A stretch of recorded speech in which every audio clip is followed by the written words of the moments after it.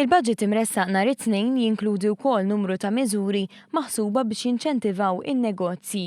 Il-miżuri mħabbra jvarjaw minn uħud li jolqtu negozji żgħar għal dawk li jinċentivaw proġetti kbar.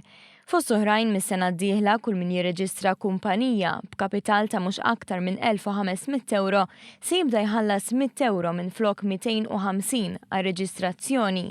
Bilan li aktar aziendi żgħar jipparteċipaw f'tenders pubbliċi, il-Gvern innaqqas minn 10% għal 4% il-performance guarantee meta l-valur tal-kuntratt ma jkunx jaqbes in-9 miljun euro.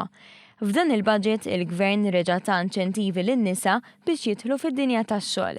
Biex il-Gvern ikattar sens ta' intraprenditorija fost in-nisa se jsiru tibdiliet fl-iskema tal-Micro Invest sabiex nisa self-employed u negozji li fihom ikun hemm maġġoranza ta' nisa se jingħataw massimu ta' kreditu ta' 50,000 euro.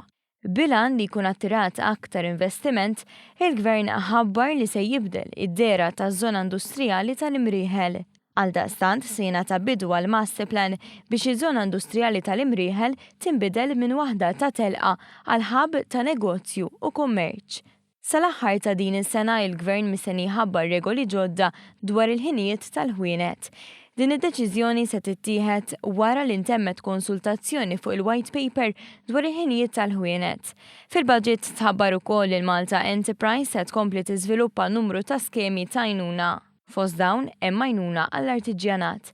Fil-fatt il-Kunsill Malti għall-Artiġjanat u l-Malta Enterprise se jniedu proġett pilota bilan li jitrawmu artiġjanat ġodda li jkunu jistgħu jiżviluppaw setturi ġodda.